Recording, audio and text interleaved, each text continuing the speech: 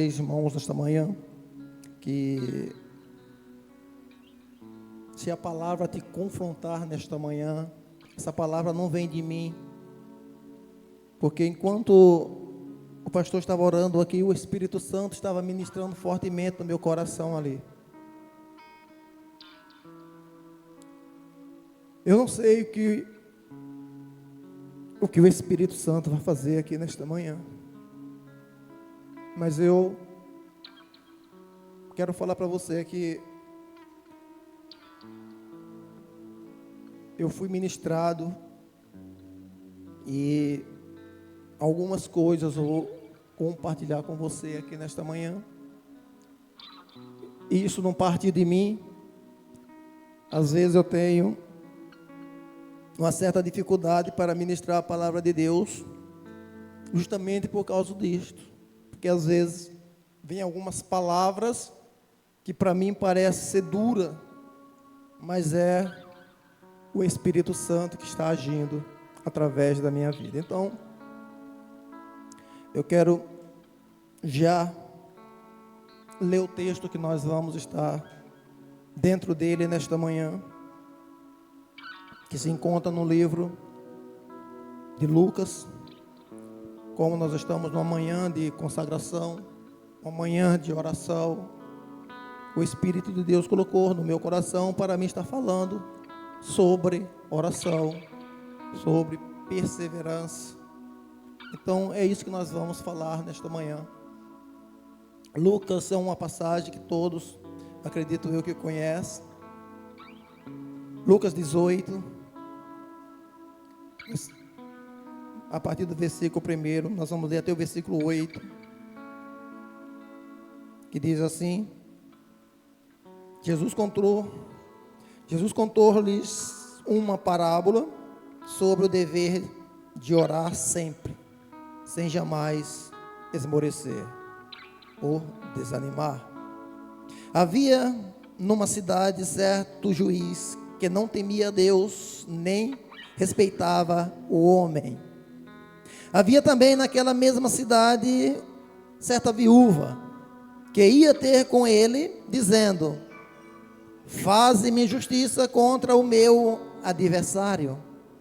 Por algum tempo não quis atendê-la, mas depois disse consigo: ainda que não temo a Deus, nem a respeito aos homens, todavia, como esta viúva me molesta, hei de fazer-lhe justiça, para que, enfim, não volte e me importune muito.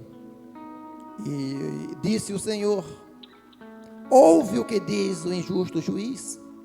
Não fará Deus justiça aos seus escolhidos, que clamam a Ele de dia e de noite, ainda que os faça esperar?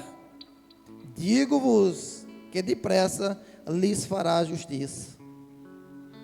Quando, porém, vier o Filho do Homem, achará fé na terra? Jesus termina o versículo com uma pergunta, né? Glória a Deus. Então, irmãos, como nós acabamos de ler, e esse texto, nós temos dois personagens nesse texto, né? Nós temos um juiz e nós temos uma viúva. Um juiz que era iníquo, como diz a palavra de Deus, um juiz que não era temente a Deus, um juiz que não respeitava os homens. Mas nós temos também uma viúva que orava, uma viúva que era perseverante, uma viúva que não desistiu, uma viúva que acreditou que aquele homem, mesmo não temendo a Deus, mesmo não respeitando os homens, ele iria julgar a sua causa. E o texto que nós lemos aqui, eu quero começar aqui no versículo 1, que diz, né, que Jesus, ele contou uma parábola. A parábola, a gente sabemos, né, que parábola que é uma história curta ou alegórica, né, que usa situações cotidianas para nos mostrar uma verdade espiritual ou moral mais profunda. Isso é uma parábola. Jesus usava muito isto para quê? Para simplificar aquilo que ele queria falar com seus seguidores, ou com os que o ouviam. E aqui Jesus, ele diz que é a parábola sobre o dever de orar sempre. Nós vemos que a palavra aqui, ela não vem como uma obrigação, mas ela vem como um dever. Um dever, você sabe, nós sabemos que nós podemos fazer, podemos não fazer, nós vamos ter algum prejuízo, mas é um dever. Para quem estuda, né? Porque estudava, né? Antigamente, hoje diminuiu um pouco mais, mas antigamente sempre tinha os deveres de casa para ser feito. E os alunos tinham que cumprir com os seus deveres. Se não cumprisse com os seus deveres, ia ser cobrado quando voltasse à escola. E Jesus está falando aqui esse dever de orar sempre. Jesus não está falando que é uma obrigação que eu tenho que ter de orar sempre. Mas é um dever. É um dever do salvo. É um dever de quem serve a Cristo. É um dever de quem conhece a Deus. É um dever que eu tenho de orar. Orar um dia só? Não, orar sempre. A gente vemos no livro de Tessalonicenses, no capítulo número 5, no versículo de número 16, que a Bíblia diz: regozijai-vos sempre. A gente vemos que a palavra está colocando que nós devemos viver essa situação todo momento, sempre. Viver alegre sempre é fácil. Nos alegrar sempre é fácil. E nos momentos difíceis que nós vivemos, é fácil mostrar um sorriso. Mas a Bíblia dela diz que nós devemos viver assim. Nós devemos nos regozijar. O versículo 17 de Tessalonicenses 5, ele diz: orar sem cessar. Jesus, ele diz que nós temos o dever de orar. O apóstolo Paulo está reforçando que nós devemos orar sem cessar. Quer dizer, orar em todo tempo. Então isto é um dever que nós temos para fazer. O versículo número 18 do mesmo capítulo diz: em tudo dai graças a Deus. Dai graças. Em tudo dai graça.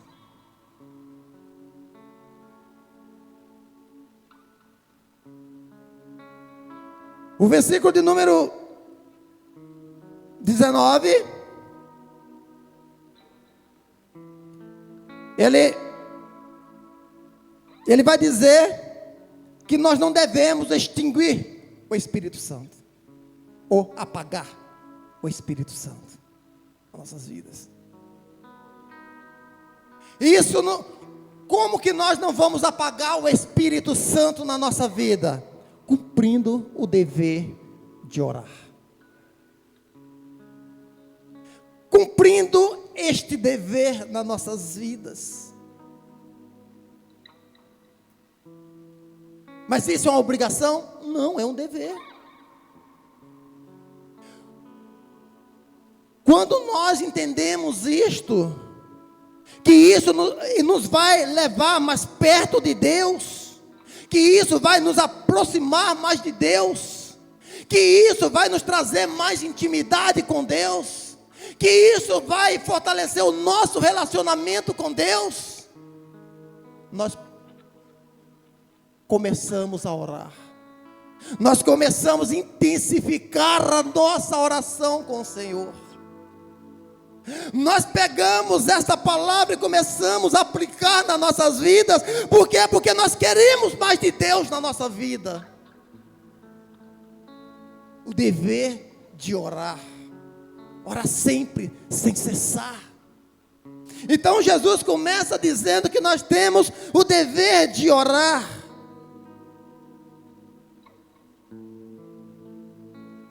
Quando nós aplicamos na nossa vida, meus queridos, a paz que excede todo o entendimento, ela reina dentro do nosso coração. E quando essa paz reina dentro do nosso coração, o mundo pode desabar do nosso lado, mas nós vamos continuar em paz e não desesperados. Por quê? Porque essa paz está dentro de nós.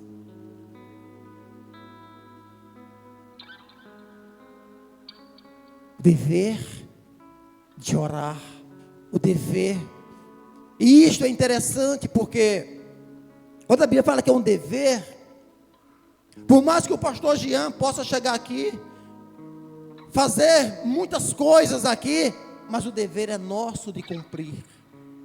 O pastor Jean pode chegar aqui e falar: irmão, eu quero toda a igreja orando, jejuando, fazendo algo. Você recebeu uma palavra para você, você vai ter o dever de fazer, mas cumprir é com você.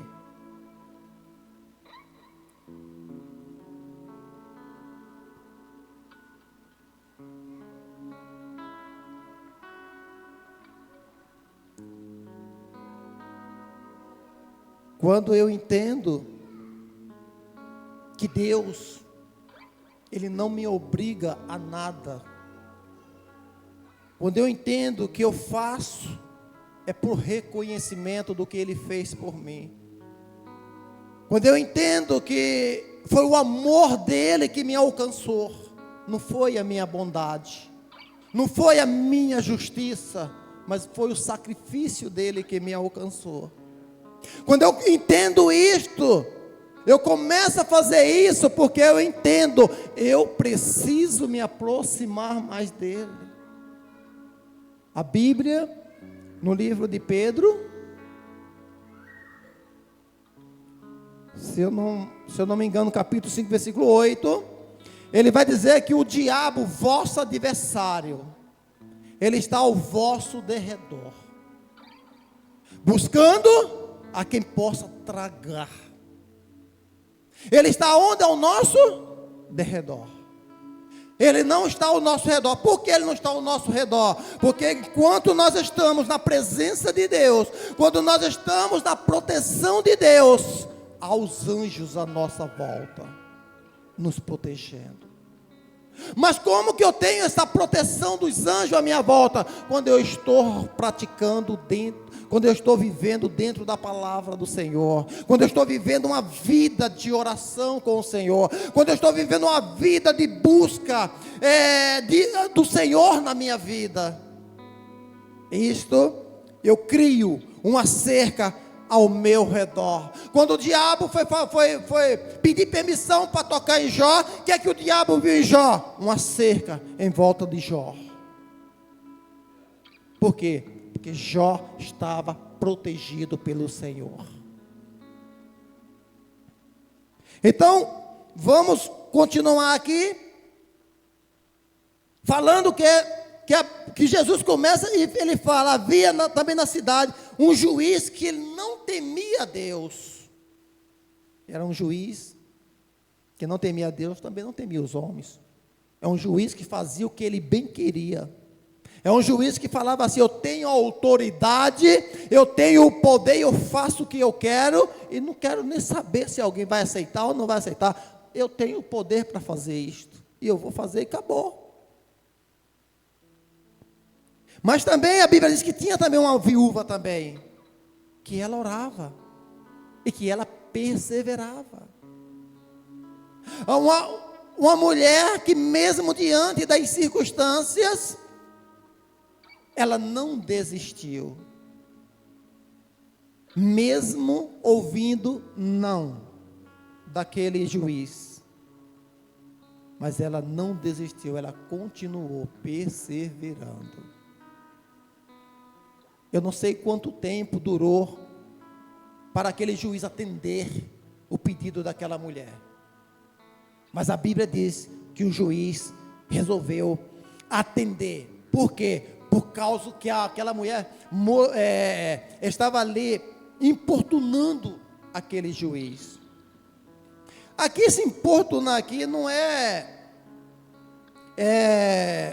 como a lei trata, né? Que a importunação é crime, de acordo com agressão, com abusos, enfim. Mas essa importunação aqui, a Bíblia nos mostra que é o quê? É fazer com amor, pedir com carinho, pedir com sabedoria, se achegar. Se a gente vê no livro de Mateus,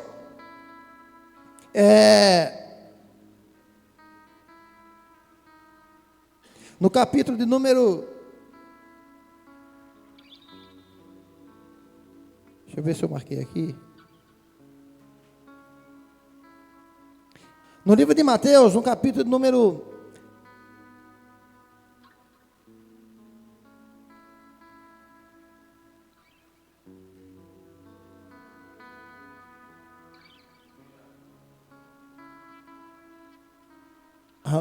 glória a Jesus.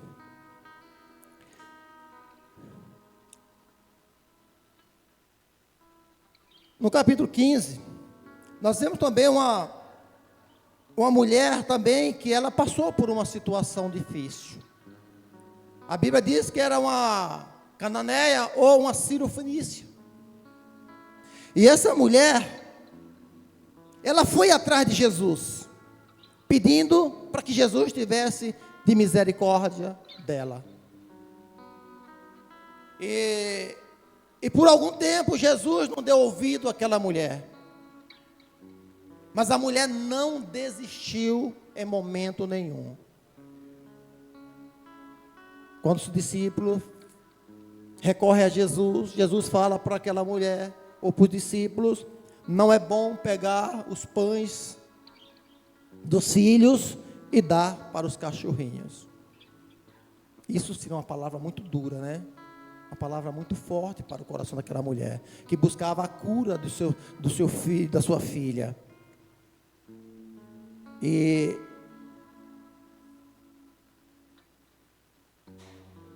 aquela mulher, mesmo ouvindo isso, aquela mulher, sim, Senhor, eu sei disto.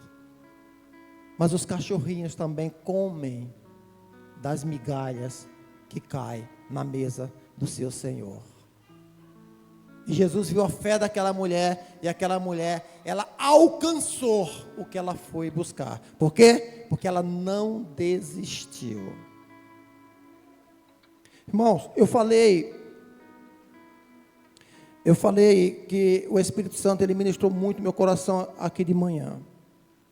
E uma das coisas que o Espírito Santo ministrou no meu coração, eu vou compartilhar com você. O Espírito Santo, ele falou, ele me tratou comigo nesta manhã, dizendo que, às vezes, muitas pessoas, ela vem à igreja como se fosse um lugar de provisão, não como um lugar de adoração. O que é isso que você quer falar, Douglas?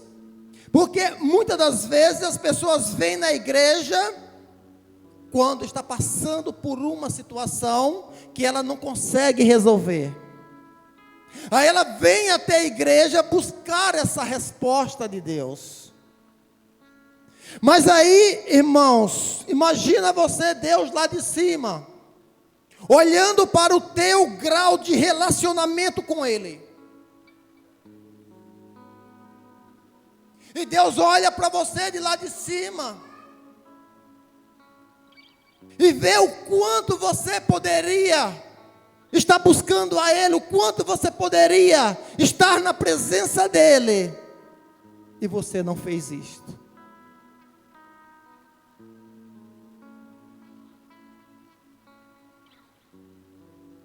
Há uma diferença. Há uma diferença muito grande. Eu não gosto de fazer comparações, mas eu quero trazer essa explicação para você, entre a igreja e o trabalho, que muitos pastores falam isto. Qual que é a diferença da igreja para o trabalho? Porque o trabalho, você tem um compromisso com o seu patrão. E você tem um compromisso no dia 5. Se você faltar no teu trabalho, possa estar chovendo, possa estar fazendo sol. Chega no dia 5, você vai receber um prejuízo no seu pagamento. Então isto te motiva a você não faltar no teu trabalho. Isso te motiva a não faltar neste compromisso. Falta ônibus, eu chamo Uber, eu pego uma carona, mas eu vou. Por que você faz isso? Porque se você não fizer, não vai ter desculpa no final do mês. O patrão vai cortar teu dia. O patrão não quer saber, ele vai cortar teu dia. E na igreja, Deus não te obriga a nada. Você é livre. Você é livre. Se você vier, glória a Deus. Se você não vier, glória a Deus também. Mas só que no mundo espiritual, é como se você estivesse fazendo uma semeadura. Quando eu tenho o meu compromisso com Deus, e eu deixo de cumprir o meu compromisso com Deus, Deus não vai fazer nada contra mim naquele momento, e nem depois. Mas só que isso pode me atrair uma situação aonde eu estou caminhando para uma situação aonde vai me trazer problemas. E aí, quando esses problemas chegarem, aí eu vou recorrer a quem? A Deus, né? Por quê? Porque a igreja é como se fosse um lugar da nossa respostas. Aí eu venho para a igreja, Senhor, aí eu oro, aí eu clamo, aí eu falo com o pastor, peço oração. Aí é como se Deus, irmãos, estivesse lá de cima olhando. É, meu filho, é, minha filha. Você lembra aquele dia que você não se importou do seu compromisso? Você lembra daquele dia que você não estava nem aí para a minha obra? Você lembra? Faz quanto tempo você não ora? E agora você quer que eu te responda imediatamente. Você entende a diferença do mundo espiritual para o mundo físico? Irmãos, você não cumprir com o teu compromisso com Deus, você não está fazendo mal para o pastor não, você não está fazendo mal para a igreja não, você está fazendo mal com você mesmo. O dever é seu, o dever não é da igreja, o dever não é do pastor, o dever é seu. O que eu quero para a minha vida, eu tenho que plantar. Eu quero ter intimidade com Deus, como é sempre falado aqui, mas eu não oro, eu não jejuo, eu não me consagro, eu não leio Bíblia, eu não busco a presença de Deus, e eu quero ter intimidade com Deus. Como? Sabe quando você vai ter intimidade com Deus? Nunca.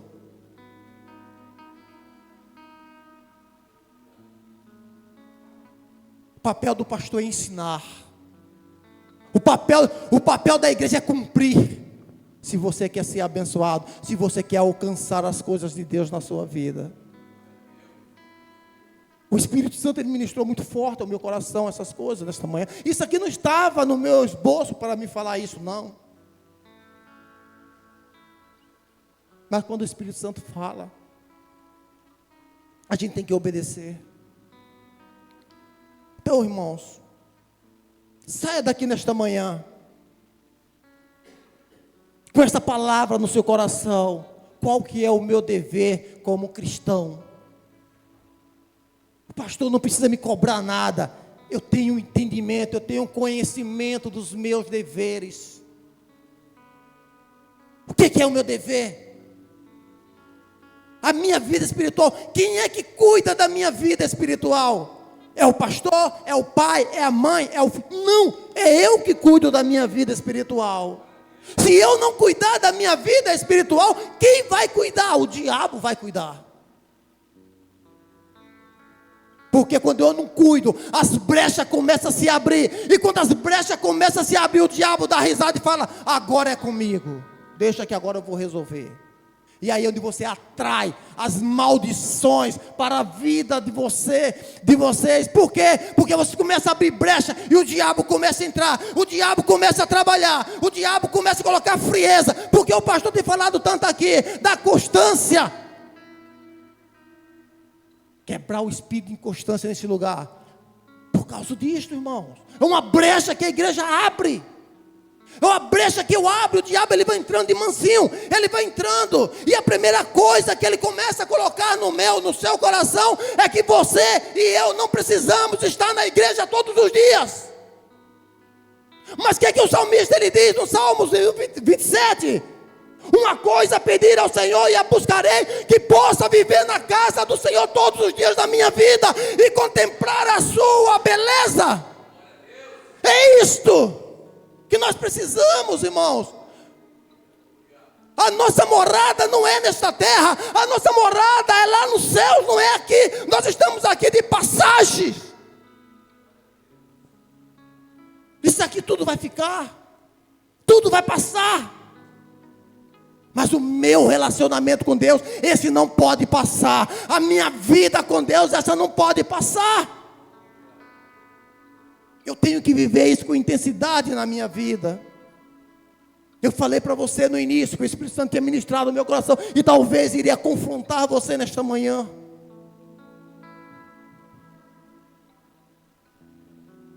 Mas saia daqui nesta manhã, se posicione nesta manhã, e tenha uma vida de compromisso com Deus. Coloque Deus em primeiro lugar na sua vida mesmo. Não permita que nada venha tirar o teu foco. Viva o que diz em Hebreus capítulo 12, versículo 2, que diz que olhando para Jesus, que é o autor e consumador da nossa fé. Olhe para Jesus. Tire os olhos dos lados, tire os olhos, não olhe para trás, mas olhe para Jesus. Ele tem o que você precisa, Ele pode o que você não pode, Ele muda o que você não pode mudar, Ele vai aonde você não pode ir. Esse é o Deus que nós servimos. Tome posse nessa manhã. Não olhe para os problemas, não olhe para as dificuldades, não olhe para essas coisas, mas olhe para Jesus. Olhe quando você tem forças para olhar, porque se você não olhar hoje, você pode chegar um momento que você não tem força mais para erguer os olhos para o alto. É isso que nós precisamos, irmãos. Sair daqui nesta manhã na convicção de que nada vai nos separar do amor de Cristo. Aleluia, glória a Deus. Aleluia, Jesus.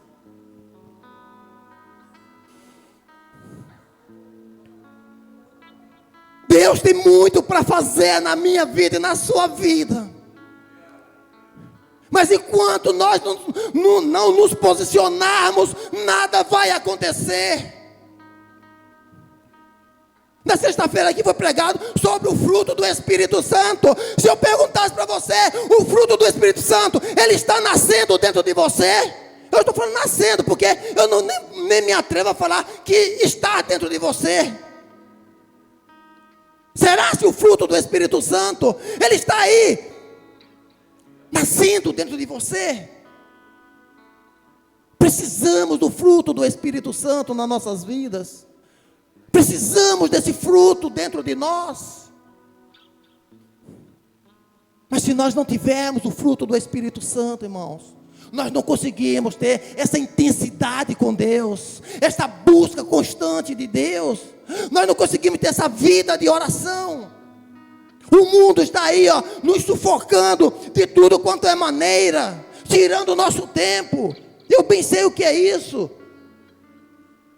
O tempo tem sido escasso para mim. Mas nós precisamos nos organizar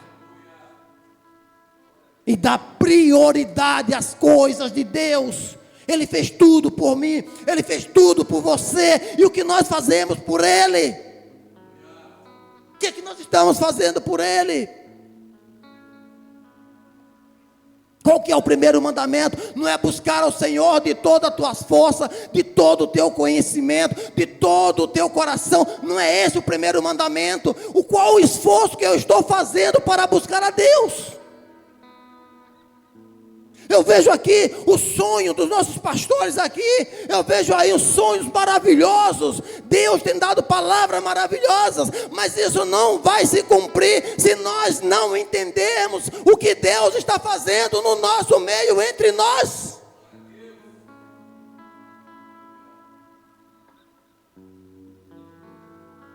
Aleluia. Deus, Ele é um Pai zeloso. Você sabe, porque às vezes, como eu falei aqui, Deus não te atende quando você pede, porque Deus sabe o tempo certo de liberar aquilo que você está pedindo. Eu queria falar de perseverança, mas não deu para falar de perseverança. E perseverar, irmãos, é isto, é você não desistir de orar. Jesus, ele diz em Mateus 24, 13, que aquele que perseverar até o fim, esse será salvo. Perseverar até o fim. Não podemos, Bruno, perseverar hoje e amanhã, não, é todos os dias, sempre. A perseverança tem que estar nas nossas vidas. Não é porque não aconteceu hoje que não vai acontecer. Eu creio que Deus vai fazer. Qual que é a perseverança? Às vezes você hoje faz uma oração a Deus e se esquece da oração. Cadê a perseverança? Cadê? A perseverança não é repetir palavras, mas é você continuar insistindo naquilo que você quer.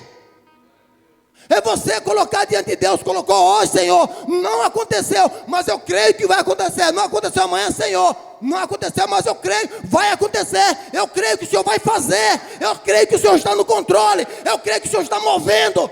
Continuar perseverando. Mas nós fazemos a oração hoje, fazemos amanhã, não aconteceu, a gente esquece. A gente esquece que nós pedimos, nós não perseveramos. Essa viúva aqui, ela recebeu vários nãos, mas ela não parou, ela não desistiu, ela continuou perseverando. O cego Bartimeu, ele recebeu o não de uma multidão, mas ele não parou de clamar. E quando ele persevera no clamor dele, Jesus ouve a voz dele e fala: opa, vou atender. Perseverança. Não é obrigar a Deus, não, irmão, entenda isso, porque a gente não podemos obrigar a Deus, mas é nos colocar na posição de filho e falar: Senhor, eu preciso, eu necessito, e o Senhor pode fazer isso na minha vida. Por que não está acontecendo isso ainda? Senhor, tem alguma coisa que eu preciso mudar, eu preciso fazer para que eu possa conquistar isso. Mas o medo de fazer essa oração, pastor Raquel, hein? E Jesus fala: eu quero que você mude isto, e eu não quero mudar, e agora? Mas eu quero receber, mas eu não quero mudar, mas eu quero receber, e aí? Irmãos, se Deus está falando que você precisa mudar algo na sua vida, é porque Ele quer o melhor para você, e o melhor só vai acontecer se você permitir a mudança daquilo que Deus quer que você mude. Se você não permitir, a mudança não vai acontecer. Você não vai alcançar o que você está buscando, porque não depende de Deus, depende de você. Deus, Ele está pronto para nos abençoar. Deus, Ele está a todo momento. É o que Deus mais quer, é nos abençoar. E nós queremos ser abençoados com as nossas atitudes. Qual a resposta que nós temos dado para Deus? Nós buscamos uma resposta de Deus, mas qual a resposta que você tem dado para Deus? Qual a resposta que você tem dado para Deus? É isso, irmãos. Então, orar sem cessar orar é um dever. Saia daqui nesta manhã entendendo isso. Abra os seus olhos espirituais para enxergar isto. A oração,